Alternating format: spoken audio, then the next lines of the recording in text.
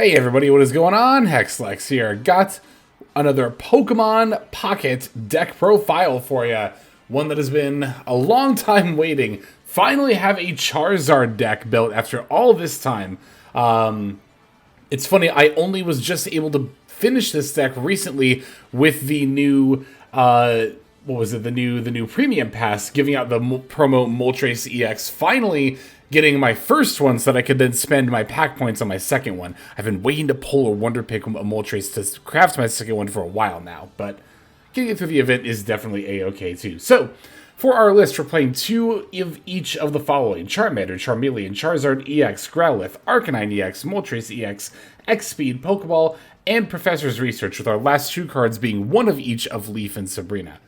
Our first opponent is on Gyarados here. So, Charizard EX has been pretty consistently one of the more popular decks in the meta, but is it one of the better ones? Well, tournament results wouldn't really indicate that that's necessarily the case, although when I say one of the better ones, I mean top 3. This is probably still just like a top 5?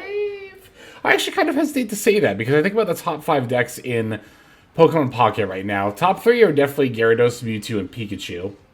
Not necessarily in that order. I guess Charizard's probably still in the top 5. I think the Aerodactyl aggro decks... Oh, but Celebi, that's right. Celebi's always going to be number 4, yep.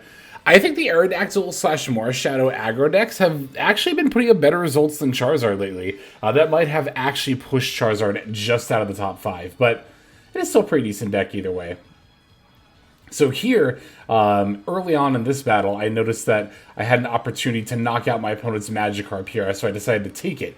I can X-Speed my Charmander into the active slot, whether X-Speed to reduce the Growlithe retreat cost to 0 to put Charmander into the active slot. Then I can Sabrina the Magikarp in, and Charmander's Ember attack does actually deal 30 damage. I think it is worth losing the energy here to KO this Magikarp. Really hoping my opponent's not going to have a follow-up Magikarp here. But even if they did, I guess it wouldn't be the end of the world. And spoiler alert, they do.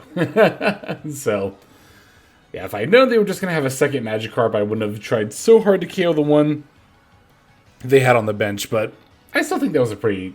I think given what we had as far as information goes, that was an alright play. So... Alright, they're going for a Misty here, thankfully landing a Tails on that, so we are not going to have to deal with that energy ramp there. Hand is Leaf, Charmeleon, and Pokeball. Pokeball is going to end up finding the Moltres, which I'm very, very grateful for. So I'm going to put in the Moltres, and then what I can do here is use my Leaf to actually retreat out the Charmander. That way I can use my energy for turn, getting an energy on Moltres, and then letting it use the Inferno Dance to start building up my bench. This is, of course, how this deck generally operates, right? You want to get Moltres early on while you have Charmander and or...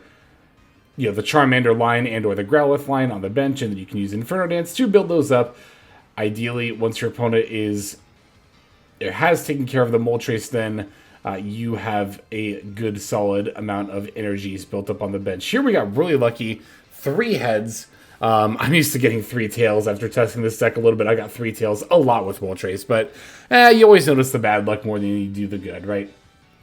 So my Arcanine is fully set up here. So the Growlithe Arcanine line, by the way, is pretty optional in this deck.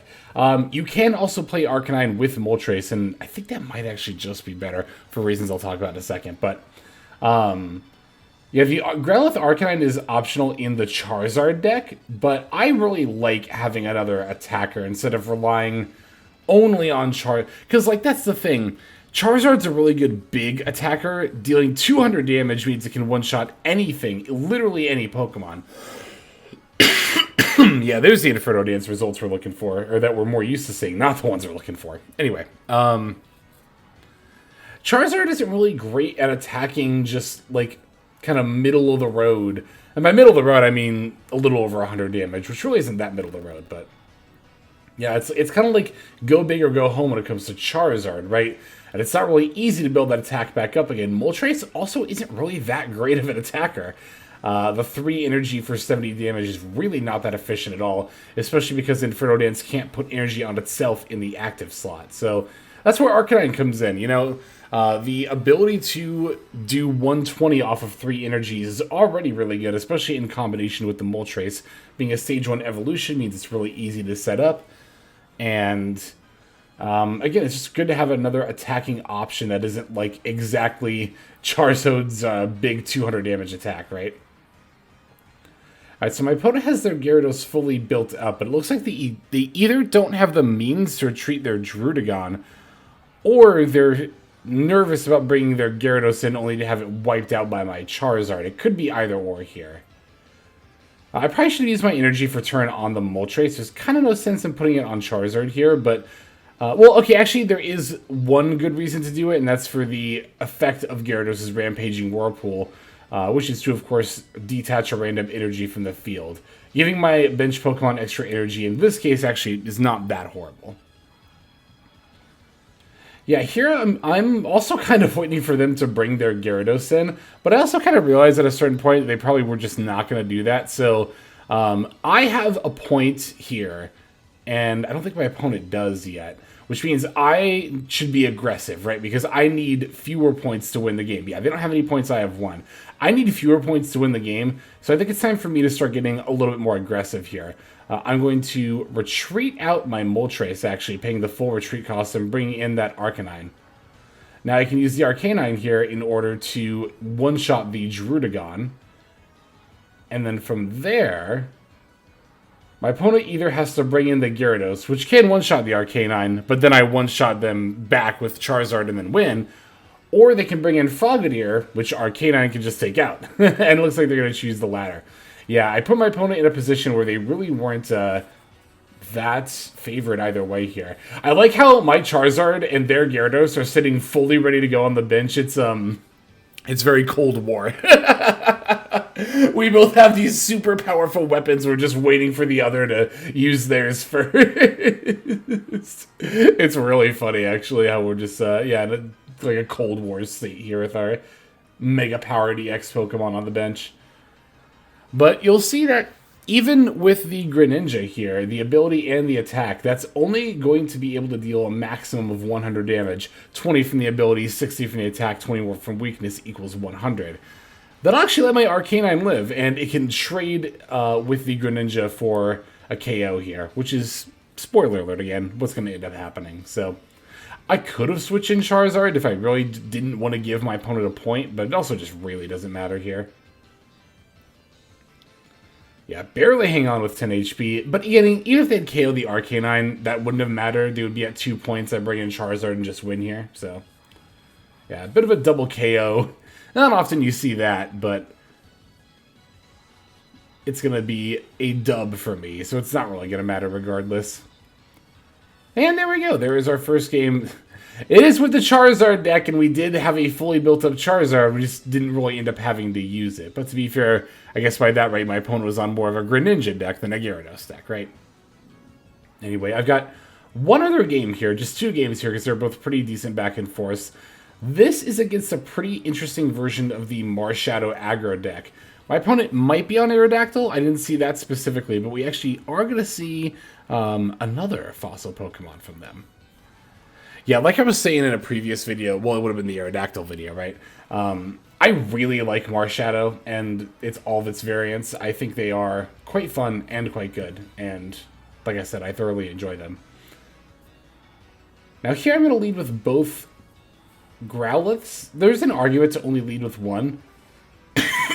But the main reason that I wanted to throw it out here was I didn't want to get red carded. I don't think most people would red card a 3-card hand anyway.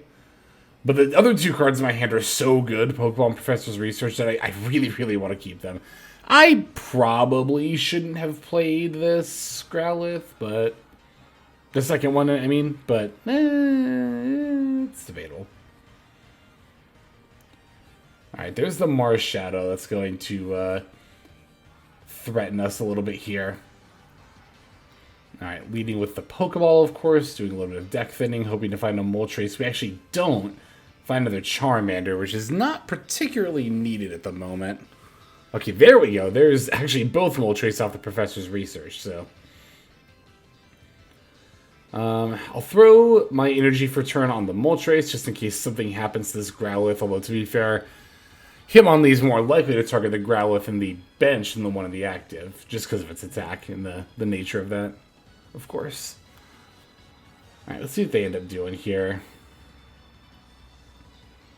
Alright, energy for turn going on Hitmonlee. And looks like they're probably just going to end up attacking. I don't know, it's kind of hard to tell at this point. There we go. Stretch kick. On the Growlithe in the bench. I was a little surprised they didn't go after the Charmander, but I'm like, that's totally fine. That's 100% fine with me. Alright, now the X speed will allow me to retreat the Growlithe out without having to actually commit an energy to it, which is really, really nice. It means I can use my energy for turn elsewhere. I'm thinking I might actually use it on the Moltres. I know I said that Moltres' Inferno Wing wasn't particularly efficient, but... Or not Inferno Wing, Heat Blast. Is that what it's called? I guess we'll see in a second here. Yeah, Heat Blast. The Heat Blast isn't like the most energy efficient attack, but at the same time, in this scenario, it might be a bit of a necessity. We'll see. Alright, we got one energy. Honestly, if we can get even one energy off the Inferno Dance, that's all I ask for. I mean, getting one extra energy is already pretty good. But if you can get 3, oh, it's so nice. Yeah, so I put this energy on Charmander for a couple of reasons. One, if I do find a Charmeleon, I obviously want to start getting this Charizard in my hand online. But two, and this is kind of the main reason you're seeing here, is that it's going to divert the Hitmonlee's attention away from the Growlithe. Actually, you know, to be fair, do I even really want the Growlithe to get targeted over the Charmander here? Well, now I do, because I have an Arcanine, but no Charmeleon here, so... Yeah, I want to focus on building up this Arcanine next. But I might, yeah, I'm going to use my energy for turn actually on the Moltres.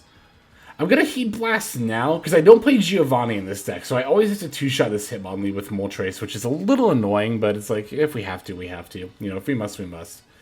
I'm going to let them KO this Charmander, because like I said, I don't have a Charmeleon in hand anyway, and I have my other Charmander in hand, so I don't really care if this one goes down, and they're only going to get 1 point, so... Yeah, sure enough, they're going to stretch kick the Charmander and take their first point, but... Alright, another Arcanine. That's actually pretty good here. Definitely want to evolve that second Growlithe right off the bat. I'm going to start building up the full HP Arcanine. Naturally, that would be the best way to go. And I'm going to throw down the Charmander, too. I'm going to give my opponent a little bit of a dilemma. Do they go after the Arcanine I'm clearly building up, or do they go after this Charmander and try to hedge here?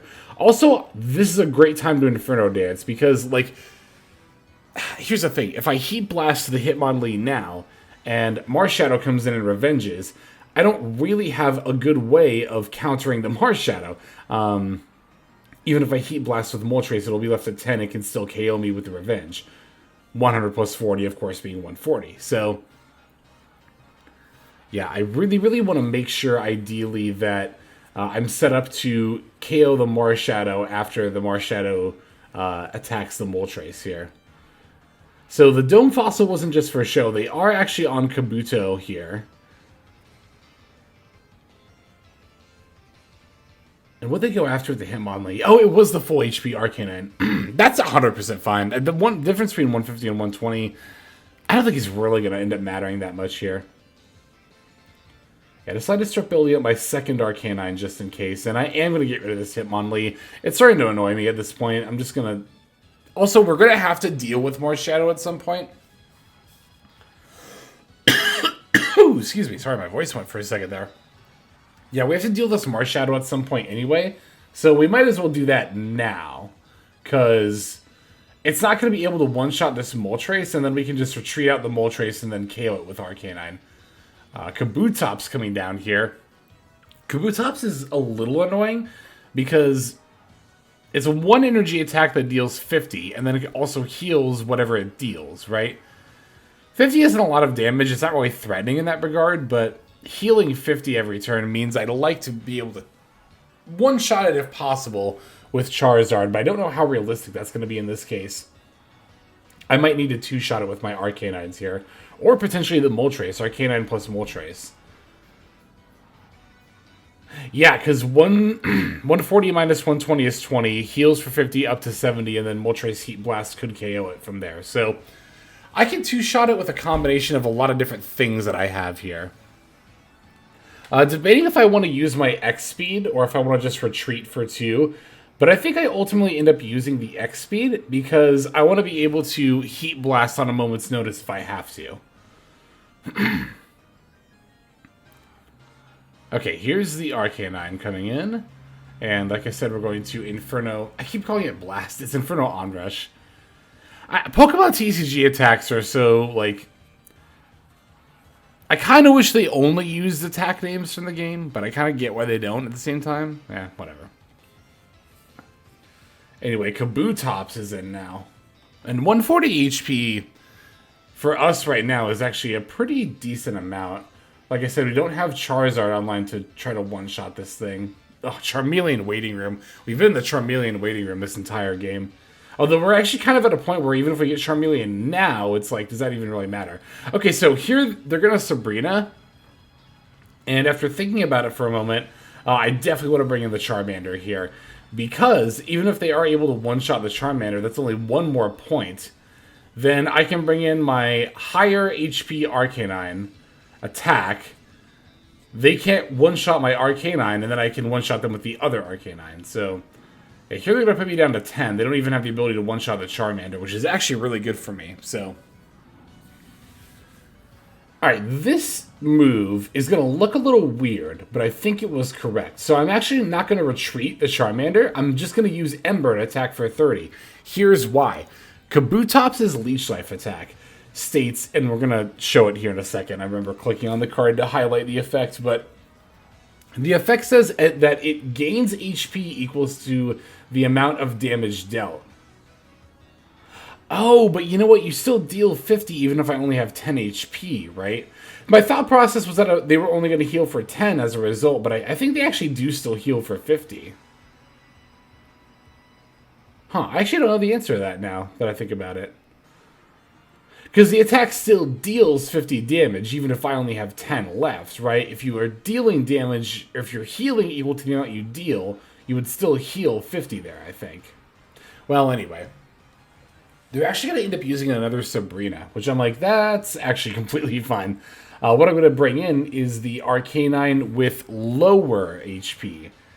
Looks a little bit weird, but what I want to happen here is that I want the... Well, okay, I actually have Sabrina, so it kind of doesn't matter. But if I didn't have Sabrina, what I would want to happen here is I want to then retreat out my lower HP Arcanine, bring in the higher HP one, attack with that, then that way that can survive. They don't get 2 points, and I can crack back with Moltres and win on the follow-up turn. But like I said, I also have Sabrina here, so it kind of doesn't matter. I can just bring in the old Amber and then just attack that for lethal. I actually did end up retreating into the higher HP Arcanine here, because there was part of me, and I don't know why I hesitated on this, because I'm pretty sure I knew that this wasn't the case, but for a second I wondered, like, oh, do the fossils not count for prizes? I don't know if they do or don't. Let me just put in the high HP Arcanine just in case. I knew they did. I knew it deep down, but anyway. That is going to be the dub, so hell yeah. Good a couple of games there. Thanks for watching them. Feel free to subscribe if you want to see more Pokemon Pocket content. Got a ton of other deck profiles on the video. This is Hexlex. I'm signing out on the channel, rather, and hoping you have a fantastic day.